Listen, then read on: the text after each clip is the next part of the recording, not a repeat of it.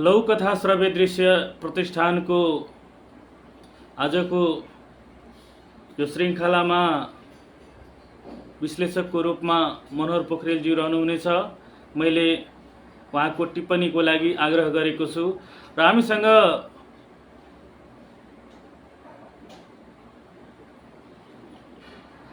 आवाजै आइरहेको छैन भन्दै हुनुहुन्छ।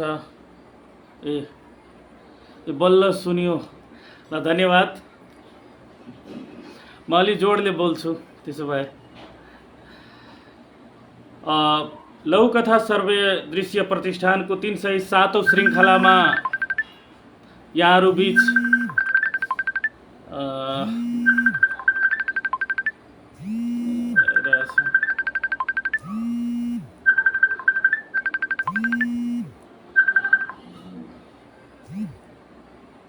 मनोहरज्यूले फोन गर्नुभएको छ। म सरस्वती वाचनतर्फ जान चाहन्छु। अलिकति अल्मलिए जस्तो भइरहेछ मलाई। यो लघुकथा श्रव्य दृश्य प्रतिष्ठानमा जोडिनुभएका सम्पूर्ण साहित्यकारज्यूहरूमा अभिवादनसँगै यहाँहरूलाई शुभकामना पनि दिन चाहन्छु। आज 14औं राष्ट्रिय लघुकथा दिवस पनि मनाइँदैछ। यो अवसरमा मैले बधाई एवं शुभकामना दिएँ र हाम्रो यो लघुकथा लेखनको अभियानमा सक्रिय रहनुभएका अभियन्ताहरूलाई पनि विशेष शुभकामना दिन चाहन्छु। र आज पनि मैले यहाँहरू बीच लघुकथाहरू वाचन गर्नेछु, जसमा मैथिली लघुकथाहरू पनि रहेको छ। टिप्पणीहरू पनि यहाँ देखिरहेको छु। तोयानाथ सरले अब सुनियो भनेर लेख्नुभएको छ। लक्ष्मी म्यामले पनि लेख्नुभएको छ अब सुनियो। निरज कोइरालाजीले मनोहर सर रिक्वेस्ट पठाउनु होला भन्नुभएको छ।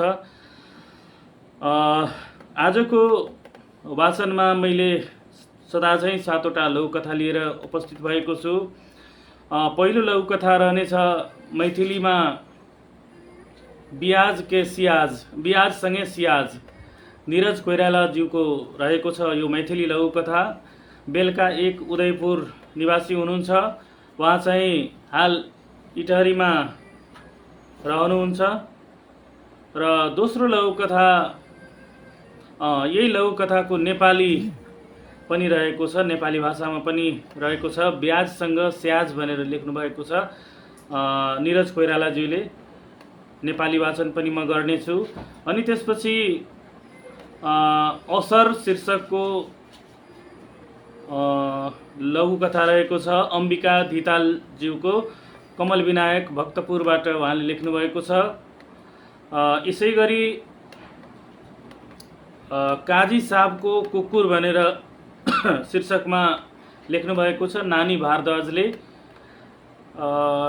र अर्को लघुकथा रहेको छ गहना शीर्षकको खगेन्द्र बस्यालज्यूको।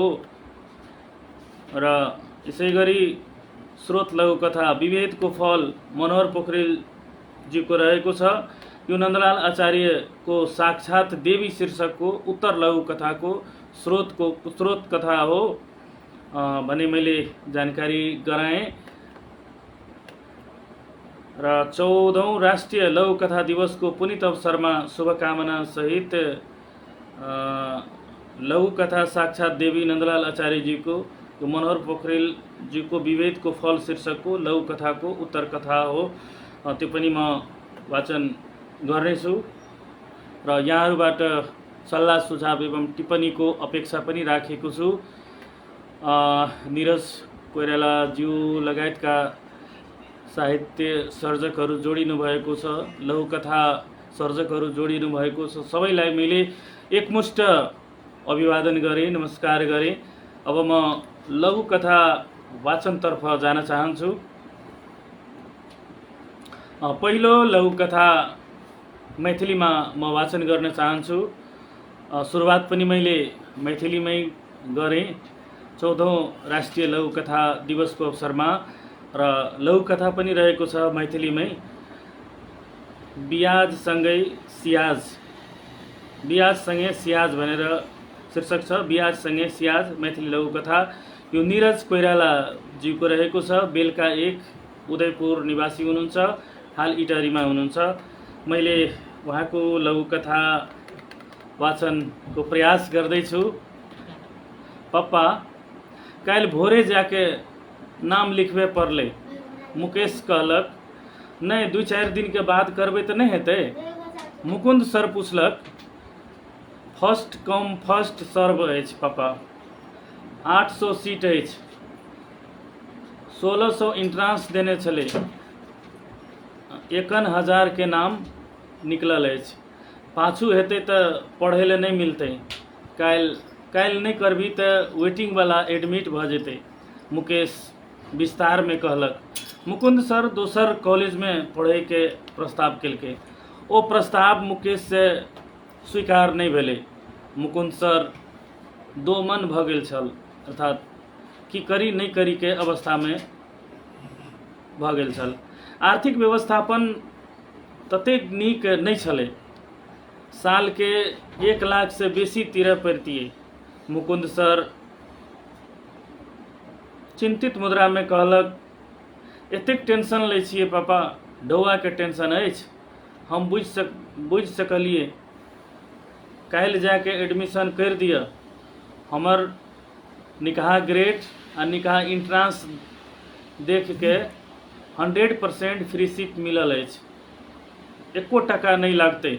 मुकुंद सर के चेहरा प्रफुल्लित भ गेल, खुश भ गेल और खुशी भ के बाजल वाह, बहुत साल के हमर मेहनत एखन निमन ब्याज संगे सियाज मिललै।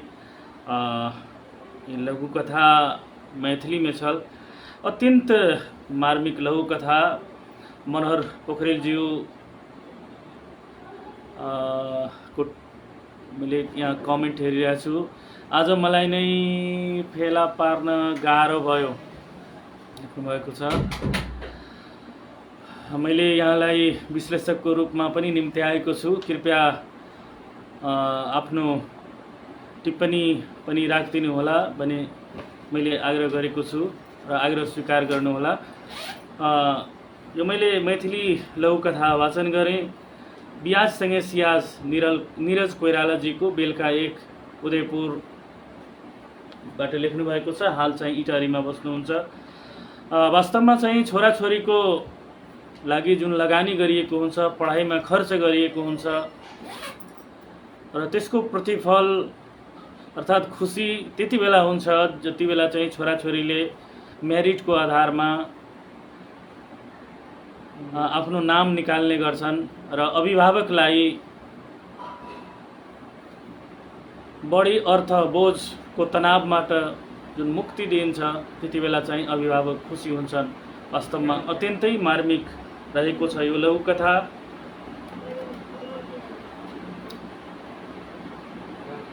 उहाँप्रति धेरै धेरै धन्यवाद एवं आभार।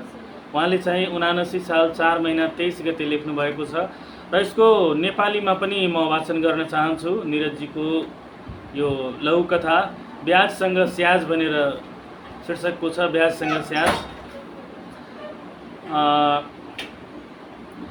बाबा भोलि बिहान गएर नाम लेखाइदिनु पर्यो, मुकेशले भन्यो। हैन 2-4 दिन पछि गर्दा हुँदैन? मुकुन्द सरले सोधे।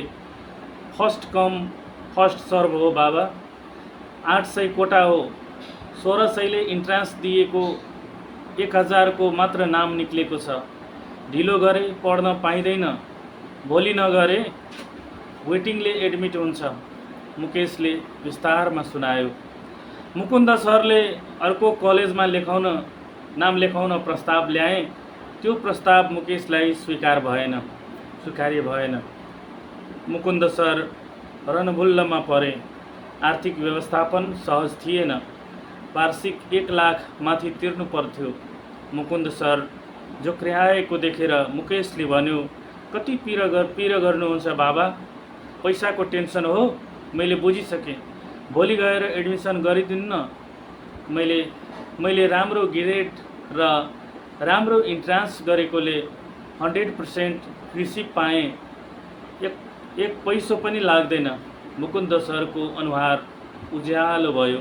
खुसी हुँदै बोले, आहा आहा, धेरै वर्षको मेरो मेहनतको एकैचोटि मिठो ब्याजसँग स्याज पाएँ। धेरै धेरै धन्यवाद। आभारी छु साहित्य सर्जक मेरा अग्रज पनि हुनुहुन्छ, उहाँप्रति आभारी छु। उहाँले लेख्नुभएको छ, नाम झैँ सुन्दर र स्पष्ट वाचन। आभारी छु यहाँप्रति।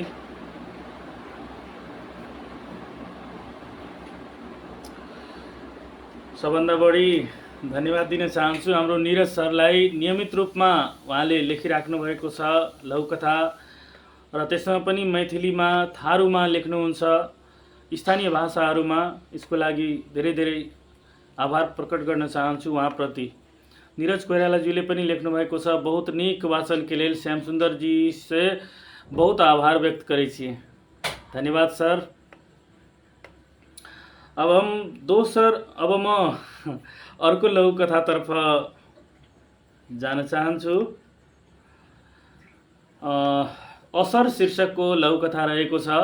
अम्बिका धितालजीको कमल विनायक भक्तपुरबाट लेख्नु भएको छ उहाँ। असर, उहाँको लघुकथा यसरी अगाडि बढ्छ। आमा, म भोलि स्कुल जान्न। छोरीले स्कुलबाट आउन साथ भनी। छोरी सानै छ, कक्षा 3 मा पढ्छे। स्कुल जान पाउँदा निकै खुसी हुन्थी र रहर गर्थी। आज किन त्यसो भन्दैछे? कि विद्यालयमा सर र मिसहरूबाट नराम्रो पो भयो कि? आमा सोच मग्न भइन्। किन नानी? आमाले सोधिन्। भोलि त जान्न। उसले अँध्यारो मुख लगाएर गोर्क्याउन थाली। छोरीले जान्न भनेपछि आमाको केही लाग्दैन। जिद्दी पनि छ। सानीमा बाबुको मायाबाट वञ्चित भएकी उसलाई मम्मीले अति माया गरेकी पनि छन्। बुझकी पनि छ। कहिलेकाहीँ उसले भनेको नमान्ने ठेग्नै सकिँदैन। मम्मी बाहिर निस्किन् र विद्यालयमा सरलाई फोन गरिन्। सरले भन्नुभयो, नानी यहाँ त ठिक थिइन्, किन त्यसो भनिन् त? यहाँ केही कतै त्यस्तो उसलाई असर पर्ने कुनै व्यवहार छैन। बरु भोलि कृष्ण जन्माष्टमीको दिन उनलाई राधा बनाउने भनेका छौँ। बरु सँगै लिएर हजुर पनि आउनुहोला। आमा भित्र पसिन् र छोरीलाई माया गर्दै भनिन्, भोलि स्कुल गएर राधा बन्ने हाम्री नानी। अब बजार गएर राधा बन्ने कपडा किन्नु पर्छ। म पनि नानीसँगै स्कुल जान्छु। भो म त राधा बन्दिन। छोरीले अडान लिइन्। किन नि? राधा बन्दा नानी कति राम्री हुन्छे, आमाले भनिन्। छोरीले भनी, राधा हुँदाहुँदै कृष्णले 16,000 गोपिनी ल्याए रे। हजुर हुँदाहुँदै बाबाले अर्की ल्याउँदा त हजुरलाई यस्तो दुःख छ। भो म त राधा बन्दिन। उहाँको लघुकथा समाप्त हुन्छ। वास्तवमा यो अत्यन्तै मार्मिक, मर्मस्पर्शी लघुकथा असर शीर्षकको एउटी बालिकाको, बच्चीको मनमस्तिष्कमा जुन कुरा आयो, त्यो राधा नबन्ने भनेर त्यो कृष्णको चरित्रको विषयसँग जोडिएको कुरा यसमा उठाएको छ र बडो मार्मिक पनि रहेको छ, समसामयिक रहेको छ। यस्तो मिठो, अत्यन्तै राम्रो लघुकथाको लागि म हार्दिक आभार प्रकट गर्न चाहन्छु अम्बिका धितालजीलाई। असर शीर्षकको लघुकथा। यसै गरी मनोहर पोखरेलज्यू पछि लक्ष्मी रिजालज्यूले लेख्नु भएको छ, प्रवेश गर्नुहोला। अब म अर्को लघुकथातर्फ जान चाहन्छु। अर्को लघुकथा रहेको छ काजी साहबको कुकुर। नानी भारद्वाजको यो लघुकथा रहेको छ काजी साहबको कुकुर। उहाँको लघुकथा यसरी अगाडि बढ्छ। उसले गाउँ टोलमा नझम्टेको कुनै गाउँले थिएन। हुँदा हुँदा ऊ काजीको घर अगाडिको बाटो हिँड्ने अरू गाउँका मान्छेलाई पनि झम्टिन बाँकी राख्दैनथ्यो। केवल पैदल यात्रु मात्र होइन, चाहे घोडा वा मोटर चढेर होस् अथवा भटभटे चढेर आउने जाने सबैलाई झम्टनु उसको दैनिकी नै थियो, किनकि ऊ थियो काजी साहबको प्यारो कुकुर। काजीकै घर अगाडिको बाटो पारी मेरो सानो झुप्रोबाट यो दृश्य प्रष्टै देखिन्थ्यो। सायद उसलाई काजीका नितान्त नजिकका मान्छेलाई चाहिँ काजीले चिनारी गराएको हुनाले होला उनीहरूका अगाडि चाहिँ ऊ पुच्छर हलाउँदै दण्डवत गर्न पुग्थ्यो। आज म बजार भरेर आउँदै थिएँ। काजी साहबको कुकुर कसैलाई नभुकी पुच्छर टाङमुनि लुकाएर लुरु लुरु हिँड्दै गरेको देखेँ। मलाई यो दृश्यले चाहिँ धेरै सोचमा पार्यो। काजीको त्यस्तो चङ्खे कुकुर किन ओइलाएको साग जस्तो देखिन्छ भन्दै सोच्दै घर पुगे। साँझमा बिर्खेको घर गएँ। बिर्खेलाई सोधेँ तर उसले आफ्नो मेसो पाएन। एकछिनमा बिर्खेको रेडियोमा समाचार आयो। महाराजको चाकरी ठिकसँग नगरेको हुनाले ठुले काजीलाई काजी पदबाट महाराजले पजनी गरिबक्सेको छ। उहाँले 27 ज्येष्ठ 2077 ललितपुरबाट लेख्नु भएको छ।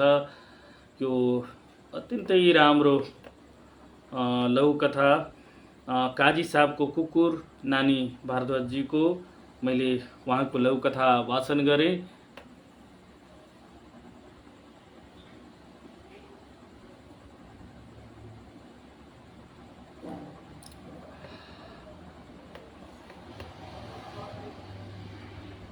लक्ष्मी रिजालजीको फेरि लेख्नु भएको छ। लक्ष्मी रिजालजीले सबै मित्रहरूलाई स्वागत छ। स्वागत हाम्रो तर्फबाट पनि। मनोहर पोखरेलजीको टिप्पणी आएको छ।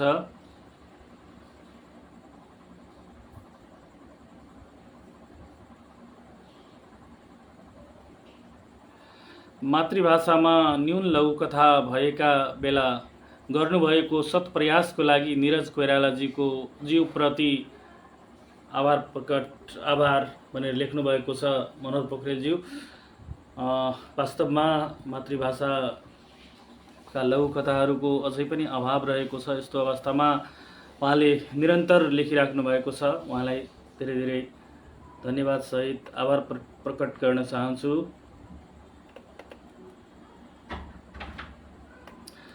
अब म लघुकथा गहना शीर्षकको लघुकथा वाचनतर्फ जान चाहन्छु। खगेन्द्र बस्यालजीको लघुकथा रहेको छ गहना शीर्षकको। साहित्यमा समर्पित भएर केही वर्षमा सबैको मनमा छाएकी निरु तीजमा माइती गएकी थिइन्। दिदीबहिनी लगायत धेरैले सोधे, तिम्रो स्वामी राजा त्यति धेरै कमाउने भएर अझै गहना किनिदिनु भएनछ। उनले भनिन्, त्यसो नभन, तिमीहरूको पतिदेवले भन्दा उहाँले मलाई धेरै माया गर्नुहुन्छ। सबै गलल हाँस्दै भने, गफ लाउनुको पनि सीमा हुन्छ। छेउमा बस्नेले भनी, उसो भए खोइ त गहना।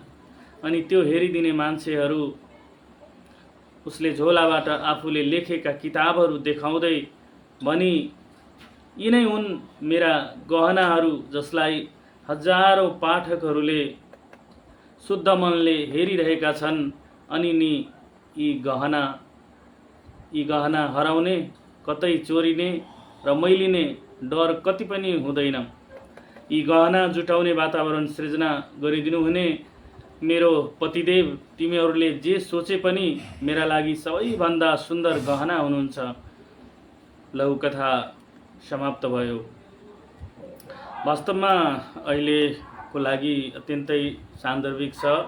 यो लघुकथा गहना शीर्षकको खगेन्द्र बस्यालज्यूको यो तीजका बेला महिलाहरूले गरगहना अत्यधिक लाउने गर्छन् अनि त्यति बेला चाहिँ गहनाको चाहिँ बढी खोजी हुन्छ। मैले कुरो बुझ्न सकिनँ। मैले गरेको श्यामजीले एड गर्नुपर्छ, कहाँ मैले एड गर्नुपर्छ मैले बुझ्नै सकिनँ। मैले कृपया सुझाव दिनु होला या टिप्पणीमै राखिदिनु होला। यो खगेन्द्र बस्यालजीको यो लघुकथा उहाँले चाहिँ तिलोत्तमा 9 सरस्वती पथ रूपन्देहीबाट लेख्नु भएको छ। उहाँले 2079 भाद्र 5 गते लेख्नु भएको छ। अब यसैको अब चाहिँ स्रोत लघुकथा रहेको छ। स्रोत लघुकथा रहेको छ विभेदको फल, मनोहर पोखरेल ज्यूको। यो नन्दलाल आचार्यज्यूको साक्षात देवी शीर्षकको उत्तर लघुकथाको स्रोत कथा हो। उहाँको लघुकथा यसरी अगाडि बढ्छ। ए तपाईँ पो, सरी म केही गर्न सक्दिनँ। विष्णुकान्तलाई देख्न साथ मानकीले फरक व्यवहार देखाई। विष्णुकान्तले भने मागे जति पैसा दिन तयार छु। उनकी श्रीमतीको जीवन धरापमा थियो। डाक्टरले तत्काल रगतको व्यवस्था नभए जोगाउन नसकिने भनेको थियो।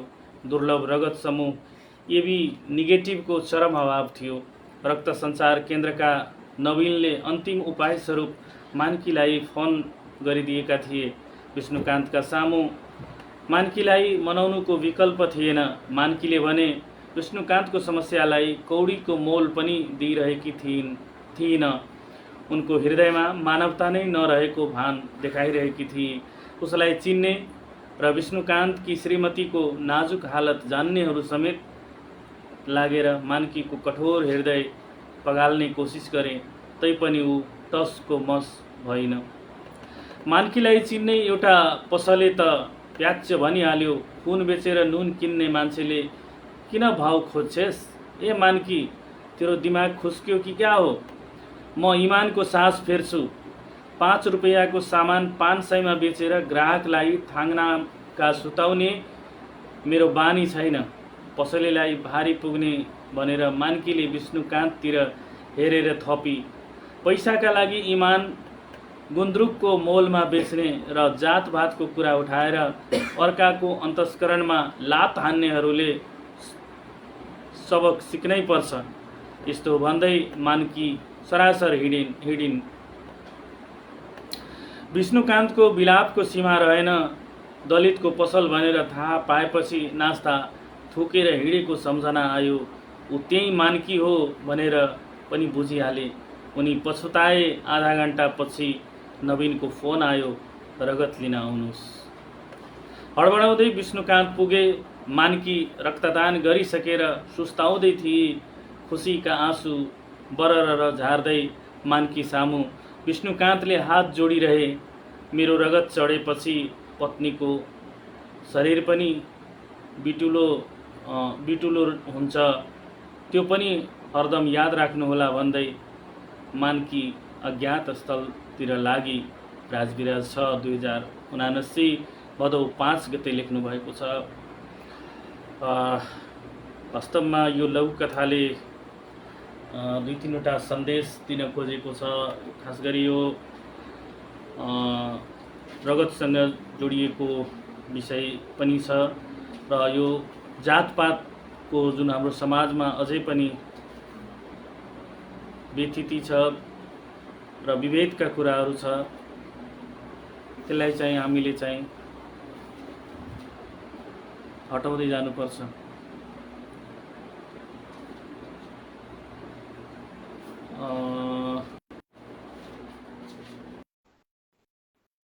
मैले एक्सेप्ट गरेँ, सायद एडिङ भइरहेछ।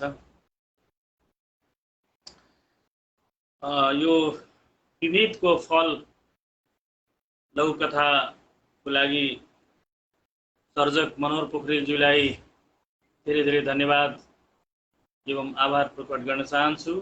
उहाँले अत्यन्तै मार्मिक लघुकथा लेख्नु भएको छ। धेरै धेरै धन्यवाद।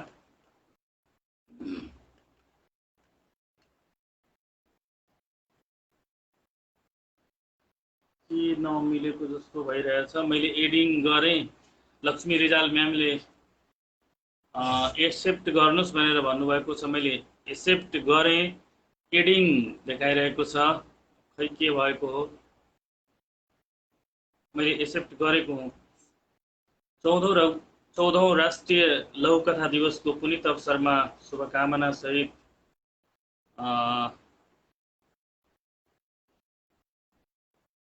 यो लघुकथा प्रस्तुत गर्न चाहन्छु। साक्षात देवी शीर्षकको लघुकथा रहेको छ। फेरि एक्सेप्ट गरे।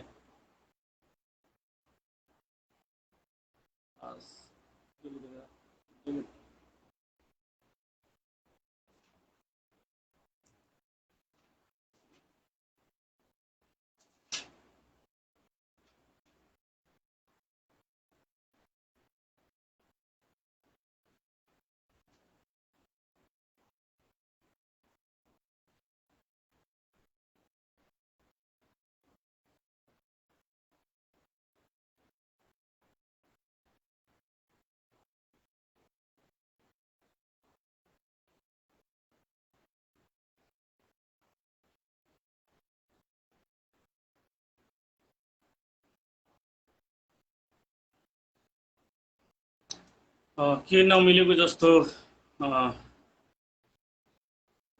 फिल भइरहेछ। यो मनोहर पोखरेलजीको यो लघुकथा साक्षात देवी नन्दलाल आचार्यजीले लेख्नु भएको छ। यो मनोहर पोखरेलको विभेदको फल शीर्षक लघुकथाको उत्तर कथा हो।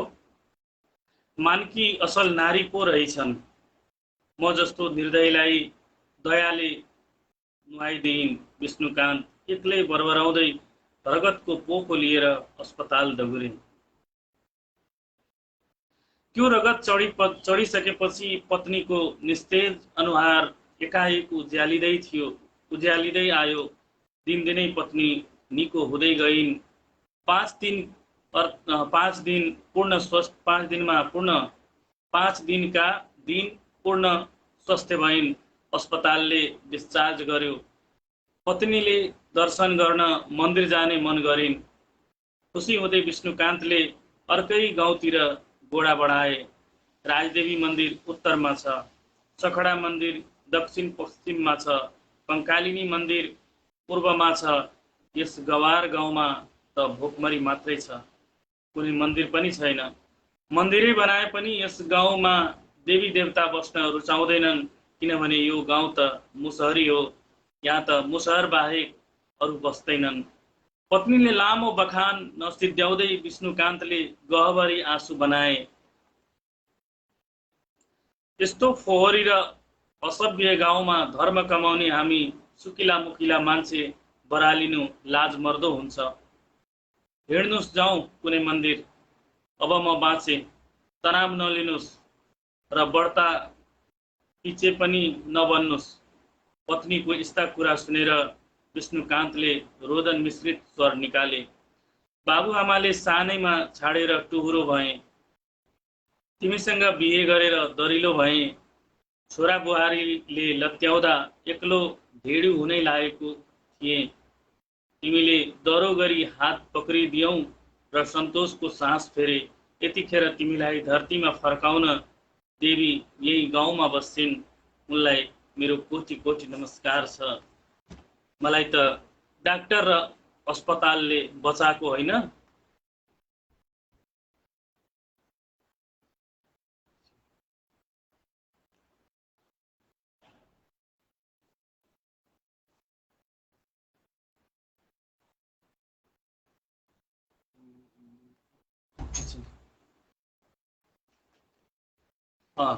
मलाई त डाक्टर र अस्पतालले बचाएको होइन, ती त माध्यम हुन्। यति भन्दै पत्नीलाई लिएर सोध्दै खोज्दै विष्णुकान्त उभिन पुगे मानकीको ढोकामा। मानकीभित्रबाट बाहिर आउन साथ विष्णुकान्तले पत्नीलाई परिचय गराए। तिमीलाई जीवनदान दिएर मलाई पुनः टुहुरो हुनबाट बचाउने यिनै हुन् साक्षात् देवी, केवल हाम्रा लागि। 2079 5/5। पहिले सिद्धार्थ टोल उदयपुर, अहिले सृजना कोटी सिराहा।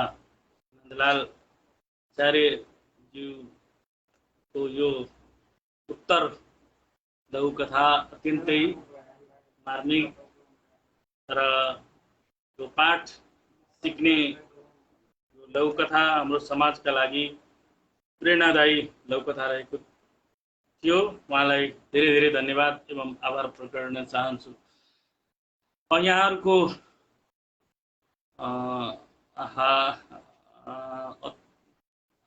अति मिठो लघुकथा गहना, वास्तवमा अत्यन्तै मिठो लघुकथा भएको थियो गहना।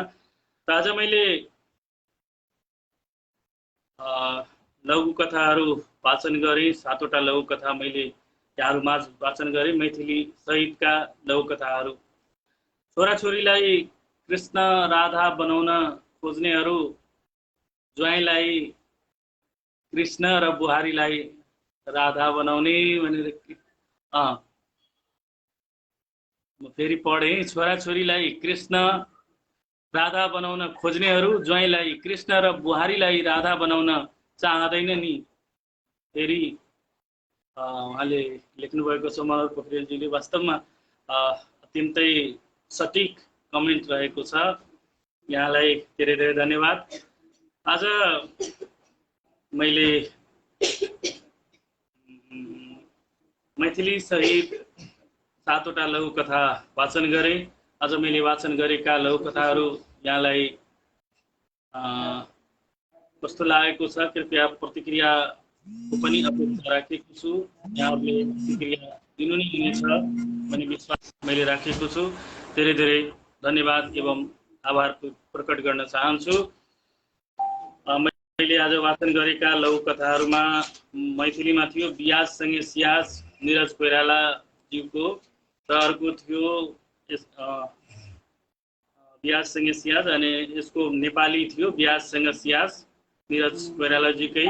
अर्को लघुकथा थियो असर शीर्षकको अम्बिका धितालजीको, र अर्को लघुकथा मैले वाचन गरेँ काजी साहबको कुकुर शीर्षकको। यसै गरी अर्को लघुकथा गहना शीर्षकको गरेँ खगेन्द्र बस्यालजीको।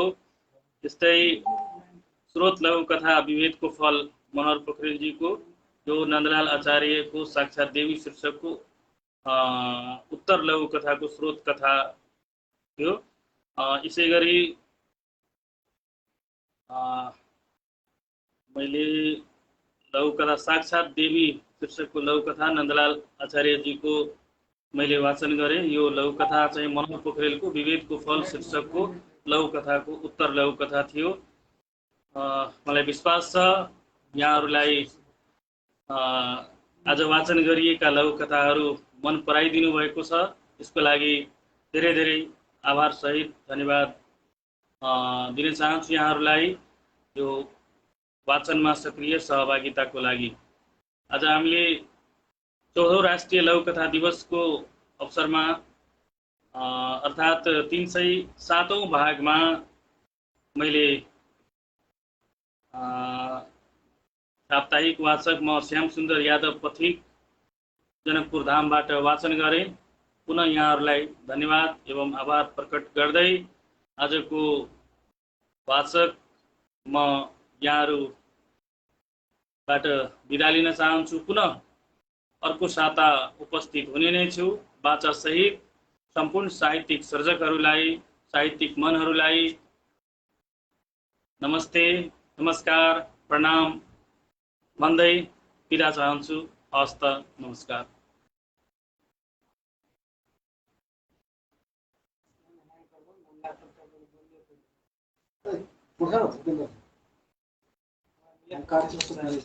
मुख्यमन्त्रीको राजीनामा माग्ने चाहिँ के छ? ए दाजु नमस्ते। सुनिए तपाईँको मुख्यमन्त्री हटाएर चाहिँ के सही बात छ? ये ऑनलाइन सनलाइन में अपरजात आबि रहल छै।